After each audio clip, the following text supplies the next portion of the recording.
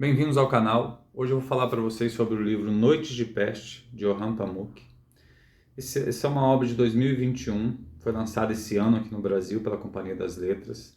É um escritor turco, já até trouxe um outro livro dele aqui no canal. Essa obra, ela começou a ser escrita antes da pandemia, durante a pandemia que nós tivemos. Os editores, ao saberem que ele estava escrevendo sobre esse assunto da peste, né, de uma peste envolvendo todas as medidas que eram utilizadas para tentar conter essa peste, essa doença, eles exerceram até uma certa pressão sobre o autor para que ele concluísse a obra, porque seria uma grande jogada de propaganda, uma jogada de mercado interessante pelo momento que nós vivíamos em 2020, né, com todas as questões envolvendo a pandemia.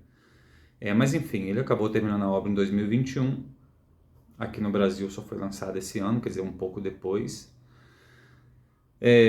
Essa obra, ele trata de uma ilha inventada pelo autor, toda criada pelo autor, uma ilha que fazia parte do antigo Império Turco Otomano.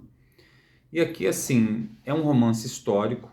Ele usa um artifício de uma historiadora, uma mulher historiadora que tem acesso às cartas de uma princesa, sobrinha do sultão do antigo Império Turco Otomano, que teria ficado durante um tempo nessa ilha. Durante o tempo dessa peste. Né? E essa jovem casada com um médico importante, de uma relativa importância no antigo império, ela acaba ficando nessa ilha e participando de várias situações que vão levar à independência da ilha. Tá? A questão da peste, a princípio, eles chegam nessa ilha para desvendar o assassinato de um representante das medidas de contenção da doença, das medidas restritivas para conter o contágio e o avanço da doença. Uma pessoa é assassinada e eles chegam lá para tentar descobrir, com métodos de investigação inspirados em Sherlock Holmes, tentar descobrir quem assassinou essa pessoa, uma das responsáveis por implementar medidas restritivas que eram muito impopulares. Né? E aí tem essa situação, eles vão tentar descobrir isso. Há aqui um jogo entre atitudes brutais e antigas de prender e torturando as pessoas até tentar encontrar o responsável, prender aleatoriamente, sem respeitar nenhum tipo de privacidade, de direitos, e um método mais moderno, e aí aqui é uma referência ao Sherlock Holmes, de investigação, de usar os vestígios, de dedução, de racionalidade, de tentar descobrir evidências para poder apontar o culpado pelo crime. Isso é uma parte da obra. Aí, à medida que vai se passando, a gente vê, surge um romance envolvendo um oficial do antigo Império Turco que se apaixona por uma menina, por uma jovem dessa ilha. Esse romance ele é decisivo para o movimento de independência da ilha, o casamento desse oficial com essa jovem. Aqui a gente tem reflexos de conflitos religiosos, porque essa ilha tem cristãos, tem muçulmanos. Tudo que acontece na ilha acaba se revestindo de aspectos políticos, há uma contaminação política de tudo. A gente tem aqui várias fraternidades radicais, religiosas radicais na ilha, algumas mais, outras menos. Então, à medida que a peste se aproxima, que eles sabem que vai acontecer o contágio, já tem várias evidências do contágio. Então, as autoridades começam a perceber por vários sinais que já havia acontecido em outros momentos da história. Aqui nós temos alguns médicos, algumas autoridades que já lidaram com a peste em outras partes do Império. Então, assim, eles já observam vários sinais que antecipam uma catástrofe, uma grande mortalidade, uma grande mortandade se aproximando. Um espectro, uma sombra da morte se aproximando dessa ilha, dessa população. Então, assim, tem algumas reflexões dos personagens mostrando, apontando para aquela calmaria, para as pessoas tranquilas, se divertindo, comprando, amando, convivendo, conversando.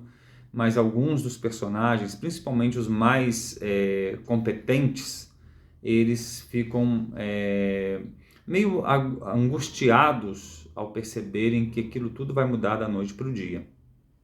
Então, assim, à medida que a peste chega, eles vão tentar implementar essas medidas restritivas de quarentena, de isolamento, de isolar pessoas suspeitas, para diminuir o contágio. Não havia um remédio para a peste nesse momento. Início do século XX, virada do século XIX para o século XX, finalzinho do século XIX, ainda não tem uma medicação para a peste. As condições de higiene ainda eram também bastante comprometidas, bastante precárias em alguns lugares, que facilitava esse contágio. E aí a gente percebe aqui o quanto há uma politização dessas medidas. Pessoas que são contrárias às medidas, pessoas que atribuem aos médicos, aos mensageiros, atribuem a desgraça da mensagem ao mensageiro. Então eles vão associar autoridades médicas ao contágio, ao contágio, no caso, né? Há sim uma superstição, um preconceito, ignorância muito grande. Então a gente vê o retrato disso tudo aqui. Autoritarismo por parte dos responsáveis, que ao invés de mostrar uma transparência, buscar um caminho do bom senso, do esclarecimento, tomam medidas muito autoritárias. Então, assim, mostra os lados das pessoas convivendo com problemas e dificuldades à medida que essa peste avança, e que algumas vezes as autoridades, até bem intencionadas, acabam dificultando ainda mais a vida das pessoas. E aí tem problemas econômicos, a questão da alimentação, de como que essas pessoas vão sobreviver, o comércio que resiste a fechar, e algumas pessoas que não fecham, mas acabam morrendo. Então, assim, há toda uma descrição desses problemas ligados à peste. E aí várias histórias se misturam aqui, vários personagens. É uma história com vários personagens, com várias situações diferentes, mas o autor amarra isso muito bem. É um livro grande, são várias páginas, são 600 e poucas páginas, mas é fácil de ler, porque os capítulos são curtos, são capítulos bem curtos, todos numerados, então isso facilita a leitura. Eu estou dizendo assim, porque algumas pessoas não gostam muito de livros muito grandes, com muitas páginas. Então ele tem 670 páginas, mas é um livro fácil de ler. Tem uma fonte até bem grande. Assim, eu achei bem tranquilo. É um romance histórico, né? E aí vamos para outra parte. A gente acaba aprendendo muito aqui sobre o Império Turco, o antigo Império Turco Otomano, as relações desse império com as províncias, com as partes desse império, que eram muito diferentes, né? Várias particularidades desse império, dos membros desse império, as dificuldades, os problemas. Então, assim, o autor, ele traz para a gente uma realidade que a gente não conhece, um cotidiano de um mundo que a gente não conhece, próximo de nós até certo ponto, mas também muito distante, próximo de nós enquanto Ocidente, porque o Império Turco-Otomano está na margem disso, é a porta do Oriente de certa forma, né? Um império vasto, gigantesco, poderoso, de grandes feitos, que reuniu partes de vários continentes, né, pelo número de continentes que a gente tem. Então, assim, um império que pegava a Ásia, a África e a Europa. Então, o autor ele mostra muitos detalhes desse império, as intrigas, os haréns, as traições, a deposição de sultão por irmãos, tá? A violência, o isolamento, o confinamento. Um sultão destronava o outro, isolava esse sultão com toda a família em um local para que ele não representasse uma ameaça. Houve momentos ainda mais brutais em que famílias e membros foram eliminados. Então o autor aqui traz detalhes dessa história, de uma cultura, de comportamento, de oficiais que eram destacados para províncias distantes e acabavam se casando com uma pessoa nessa região. Quando eles eram chamados para a capital, eles desfaziam esse casamento, havia uma facilidade nisso. Um mundo bastante masculino, mais fácil para os homens nesse sentido. E o autor aqui ele aponta muito isso. ele aponta muito essa questão. É uma pessoa apaixonada pela Turquia, pelo Império Turco, pelo que a gente percebe, mas é uma pessoa assim que está muito disposto a fazer uma reflexão sobre essa história, sobre essa tradição, sobre as necessidades de mudança, sobre as mudanças que aconteceram. Então eu diria para vocês que a história principal, que o personagem principal dessa história aqui é o Império Turco. É a história principal, com suas mazelas, com seus problemas, com suas dificuldades. E aí a gente volta para uma questão na qual ele está falando da peste, né? Que a gente tem a questão da peste, da doença, das dificuldades, da quarentena e tudo mais.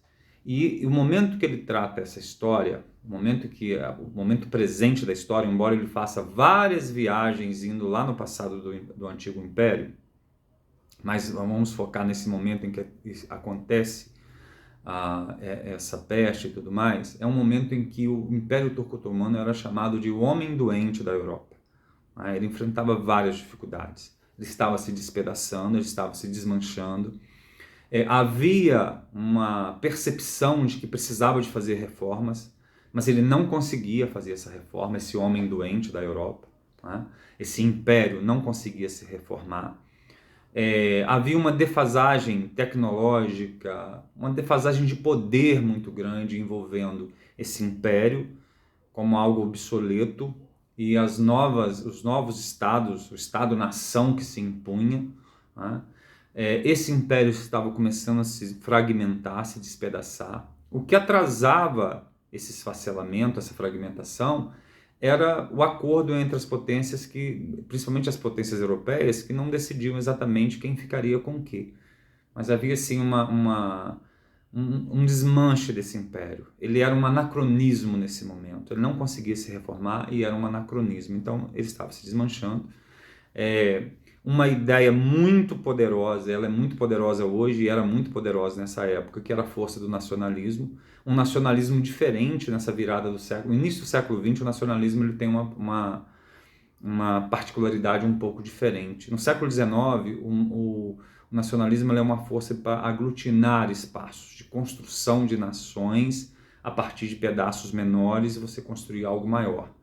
No início do século XX, esse nacionalismo ele adquire uma outra força, uma força de fragmentação, de destruir pedaços, partes grandes para formar pequenas partes menores que formariam novos estados, um novo Estado-nação. Então, grandes impérios se fragmentando para formar pequenos países, com base no nacionalismo. Uma ideia forte, uma ideia poderosa.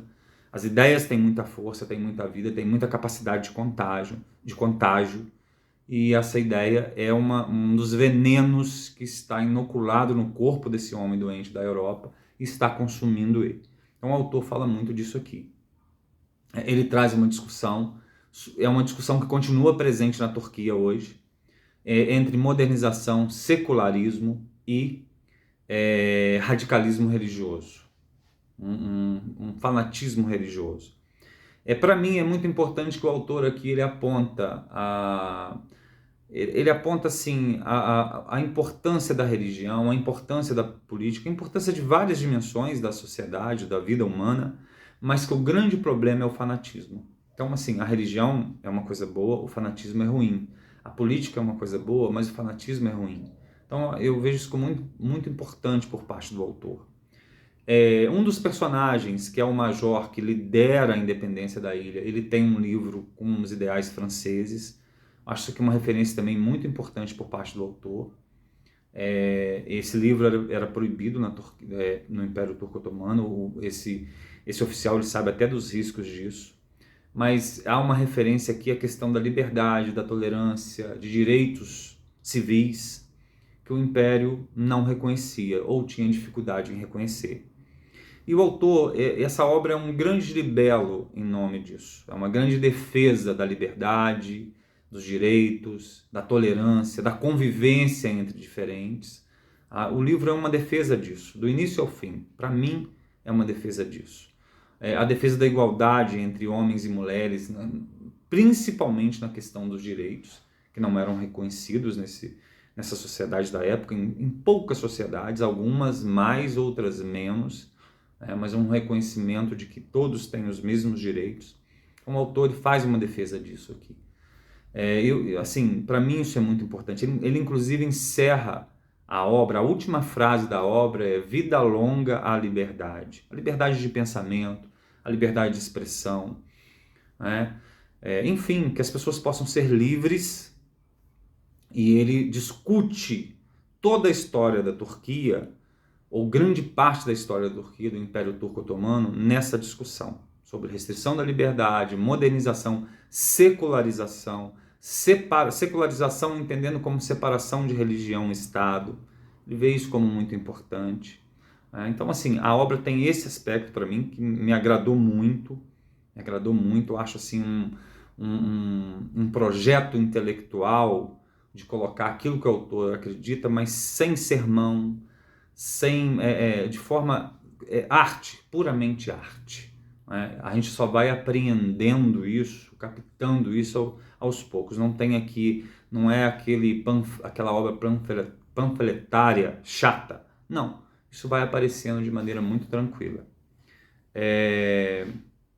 Enfim, esse é um aspecto que eu gosto, que eu gostei muito do livro, tá?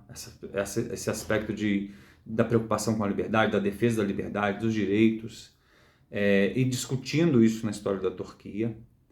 O autor ele tem um problema muito grande com o governo turco hoje, porque a Turquia se transforma cada dia mais numa ditadura. O autor vem enfrentando problemas, vem enfrentando dificuldades, inclusive ele precisa de um guarda-costas lá na Turquia. Ele disse que as coisas não estão tão ruins hoje, porque ele já precisou de 4, ele fez até uma piada numa entrevista que ele deu em algum lugar aí recente também, que eu sinceramente não me lembro onde foi. Mas eu acompanho um pouco a trajetória desse autor, porque ele está empenhado em fazer uma defesa da liberdade, da democracia, de um mundo moderno em que a religião exista e seja respeitada, mas que haja uma separação entre religião e Estado. Aqui tem um momento na história, voltando à questão dessa ilha, que acaba se tornando independente, e isso aqui é simbólico do que aconteceu com vários territórios do antigo Império Turco Otomano. Ele perdeu progressivamente vários territórios, alguns se tornaram independentes, alguns se tornaram protetorados de potências ocidentais e depois se tornaram países. Mas há um momento da história em que as pessoas se radicalizam, principalmente lideradas por uma importante figura religiosa, em que elas eliminam todas as restrições, todas as medidas restritivas, tudo aquilo que tinha sido adotado para evitar o contágio da doença. E aí é uma tragédia, uma catástrofe. As pessoas começam a morrer pela rua. Então as próprias pessoas percebem a necessidade das medidas. A coisa fica tão grave, fica tão difícil, tão complicada, que as próprias pessoas percebem essa necessidade. E morrer de peste, né, morrer da peste, dessa peste contraída dos ratos, bubônica a princípio, mas não exclusivamente bubônica. Essa peste, ela é uma morte muito suja, muito suja. A pessoa tem grandes... Surge caroço nas pessoas. Não vou entrar em muitos detalhes, mas é uma morte suja, uma morte assim que causa bastante choque. Tem vários fluidos, muita dor, muito sofrimento, muita agonia, perda às vezes até da própria consciência, da própria capacidade de articular as palavras, de entendimento do que está acontecendo. Então, assim, uma morte bastante chocante, várias acontecendo ao mesmo tempo, né? Havia uma dificuldade de seguir alguns preceitos, algumas medidas restritivas por causa de preceitos religiosos importantes, mas que eles precisavam ser abandonados, principalmente na questão do sepultamento dos mortos, para evitar mais contágios. Mas aí esses fanáticos religiosos, eles resistem a isso e há uma explosão de contágio e muitas mortes. Enfim, a história é essa. Eu valorizo muito essa obra porque a gente vive um momento muito grave, muito sombrio da história, Existem forças autoritárias crescendo, nascendo, se reorganizando, se organizando, se fortalecendo, contra a liberdade, contra a democracia, contra valores de tolerância e de convivência pacífica. Existem várias manifestações dessas forças, várias manifestações. Não há uma única força. Ela tem uma tendência autoritária, mas existem várias manifestações dessa força em diferentes lugares do planeta. Não é uma questão de esquerda e direita, tem tanto da esquerda quanto da direita. Essa força é uma força brutal, ela é violenta, ela é forte e ela é poderosa. Tá? Ela traz de volta a guerra, a agressão, a invasão, a prisão, a perseguição do pensamento, a perseguição das palavras, a perseguição da igualdade entre homens e mulheres, dependendo de onde ela acontece. Ela traz de volta a perseguição às pessoas por questão de orientação sexual, dependendo do lugar onde ela se manifesta. Então, assim, é uma força muito intolerante, muito brutal, muito violenta e muito poderosa, que se manifesta de diferentes maneiras, independente de ser de direita ou de esquerda. Se manifesta na Ásia, se manifesta na Europa, se manifesta aqui na América, onde nós vivemos. Então, assim, é um momento complicado, né? Aqui no Brasil nós temos dois populismos autoritários, um de esquerda e um de direita, que não tem muito compromisso com a democracia, todos dois, com dois líderes extremamente asquerosos e autoritários no que diz respeito aos seus seguidores. São líderes seguidos de forma cega por fanáticos. Nem todos que seguem esses líderes são fanáticos, mas há um grupo bem grande, coeso de fanáticos seguindo esses líderes. Para esses seguidores, esses líderes estão sempre certos. Há uma semelhança com as seitas que existem pelo mundo afora. Né? São perigosos, prejudicam muito o Brasil. Eu fico muito triste com isso, porque tira um pouco a nossa perspectiva de uma melhora. Assim, agride a nossa esperança. Esses dois líderes são dois líderes asquerosos, velhacos, espertos, manipuladores, que instrumentalizam tudo aquilo que eles podem para se manter no poder, para atingir o poder e para controlar seus seguidores. Aqui, voltando à obra, há uma instrumentalização da religião, é isso que o autor chama a atenção, líderes que instrumentalizam a religião para ascender ao poder e se manter no poder. Então, assim, é o que eu vejo acontecendo hoje no nosso país. Faço essa digressão aqui, estendo um pouco esse comentário, porque eu sei que isso não vai mudar nada, mas eu não quero perder essa oportunidade de expressar isso que eu sinto, porque eu sei que outras pessoas sentem isso também. Né? Então, a gente vive um momento ruim, com duas figuras boçais. Nós temos duas figuras boçais, que eu não quero nomear, não quero atrair seguidores dessa gente para cá. Esses dois líderes boçais, eles comprometem o nosso futuro, porque eles não estão preocupados com democracia. O discurso da democracia e da liberdade, foca muito na questão da liberdade e na liberdade de expressão, mas só vale se essas palavras ou esse discurso não ameaçar, não fizer críticas a ele. E o outro faz o discurso da democracia, mas esse discurso da democracia é só para pegar os votos dos incautos. E essa democracia só vale quando também é para ele ganhar o jogo, quando é para se associar a companheiros, a nossos vizinhos aí, passa um pano para todo tipo de arbitrariedade e brutalidade, desde que seja da mesma patota. Então nós temos assim dois grupos que ameaçam a democracia hoje no Brasil, parasitam a democracia. Um grupo mais radical, mais rápido, tentaria acabar mais rápido, outro mais lento, mas parasitando, instrumentalizando tudo, aparelhando as instituições, diluindo a divisão entre os poderes, acabando com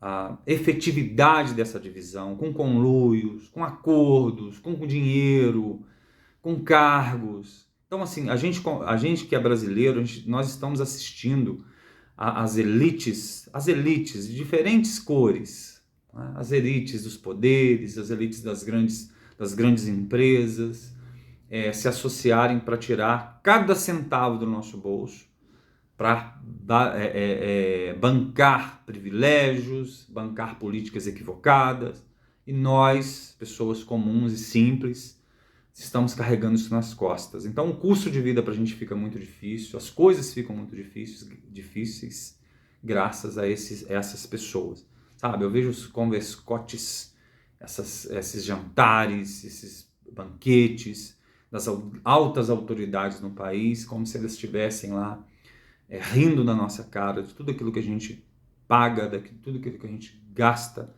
né? E a gente tendo que carregar esse peso nas costas, né? Acho que até fui um pouco longe aqui. Mas enfim, vejo que a gente vive um momento em que temos forças querendo acabar com a nossa liberdade, querendo escravizar a nossa mente, a nossa alma, e tirar tudo que puder do nosso corpo, todo o nosso suor, todo centavo que puder. Isso é uma parte. Para finalizar, eu me deparo, eu sou professor também, eu sou um homem da roça, moro num lugar maravilhoso, simples, num lugar bastante distante das grandes capitais, né? Trabalho com roça e dou aulas numa escola. É isso que eu faço. Mas eu me deparo com umas coisas que me fazem lembrar do George Orwell, que é para mim uma grande referência moral, uma grande referência intelectual, né? Que assim, ele dizia mais ou menos que as pessoas, uma forma de controlar o pensamento é controlar as palavras. Controlar as palavras. Isso está muito em 1984. E eu, como professor, me deparo às vezes com certas palavras que elas se tornam um tabu, se tornam proibidas, não podem ser mais utilizadas. Não vou citar quais palavras aqui, pelo menos hoje não. Mas assim, da noite para o dia, algumas palavras, alguém num buraco qualquer, uma pessoa que normalmente essa pessoa não tem grande produção intelectual, não tem grande referência, não tem nada. Não passa às vezes de um boçal autoritário. Essas pessoas, assim, do nada, elas decidem que determinada palavra não pode ser mais utilizada. Palavras que são usadas há 1000 anos, há 500 anos, as palavras não podem mais, agora você tem que usar uma outra expressão. Às vezes nem a palavra mais basta, você precisa de fazer toda uma frase para se referir a determinadas situações, pessoas, coisas. E isso me lembra o seguinte: controlar as palavras é um passo para controlar o pensamento da gente. Existem manifestações autoritárias aí com pose de boas intenções, de bom moço, de criaturas puras acima do bem e do mal que querem nos controlar. Então, assim, do nada, como eu estou dizendo para vocês, eu me deparo com palavras que não podem mais ser utilizadas. Não se sabe exatamente qual o tribunal que decidiu isso. E eu me lembro assim, eu me vejo assim numa situação parecida com o momento da Inquisição, que se você deixasse escapar uma palavra, você era acusado de heresia, né? Se você fizesse praguejasse, falasse um palavrão, sei lá, qualquer coisa. Não, tá, eu estou fazendo aqui um exagero, um pequeno exagero, mas assim, um puritanismo da Inquisição, na qual qualquer palavra que você dissesse poderia significar uma acusação e uma condenação. E hoje a gente vive isso. Eu vivo isso, às vezes, em algumas situações. Eu me deparo com obras nas quais certas palavras foram simplesmente eliminadas. E aí volto. Fiz essa viagem a um período de Inquisição e volto ao Orwell. Em 1984, está lá. Uma maneira de você controlar o pensamento é controlar as palavras. Você controla as palavras para controlar o pensamento das pessoas. E as pessoas aceitam essas decisões sem o menor questionamento. O que me impressiona é isso. Figuras que se dizem aí intelectuais, filósofos pops, ajoelhando perante esse tribunal. Eu entendo um lado de se ajoelhar dessa maneira, porque Se você for cancelado, hoje a grande inquisição é o cancelamento. Se você tem patrocinadores, se você tem monetização grande em alguns perfis, em algumas redes, se você for cancelado, eu acredito que isso tem um custo alto em termos financeiros. Mas me deixa assim aturdido que pessoas adultas, pessoas maduras, que se dizem intelectuais de referência, elas às vezes se curvam a estagiários de não sei qual setor, né? Setor da língua, os manipuladores desse atual dicionário da nova língua, que vai reescrevendo a maneira que a gente deve falar. E essas pessoas se curvam a isso, a figuras obscuras, obtusas, limitadas intelectualmente, mas que sacam essa proibição e se acham a última bolacha do pacote. Bem, gente, aqui eu me estendi demais, né? Não sei se vocês ficaram até o final para ouvir isso tudo, mas para mim a leitura está muito ligada a isso. A leitura, minhas anotações, a minha vida com os livros, com as obras, ela está muito conectada a essa questão. Não sou, não tenho importância nenhuma para falar disso, não, como eu disse para vocês, sou apenas uma pessoa que mora na roça, que dá aula numa escola de pessoas maravilhosas, num lugar maravilhoso, também de pessoas maravilhosas, que tem seus problemas, mas um lugar tranquilo, que a gente não enfrenta as dificuldades da cidade grande, né? Mas gosto de apontar essas questões. Às vezes o vídeo fica um pouco longo, não tem roteiro, em algumas situações eu anoto algumas palavras, mas hoje nem fiz isso.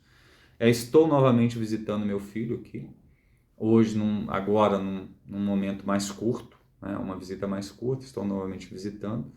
Vocês devem ter percebido pelo cenário modificado. Mas é isso, espero que vocês possam ler. Se tem algum professor me assistindo, eu sei que tem alguns, esses livros no site da Companhia das Letras, vocês conseguem um desconto fazendo um cadastro de 40%, mesmo sendo lançamento. Eu descobri isso esse ano. Então isso me ajudou bastante.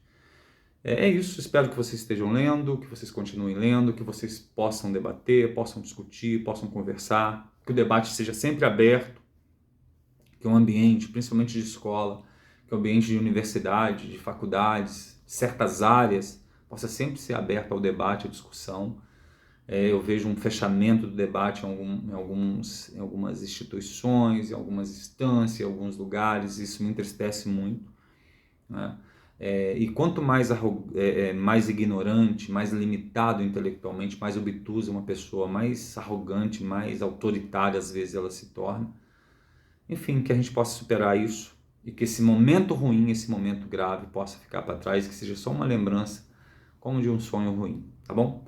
Um abraço a todos e até o próximo vídeo.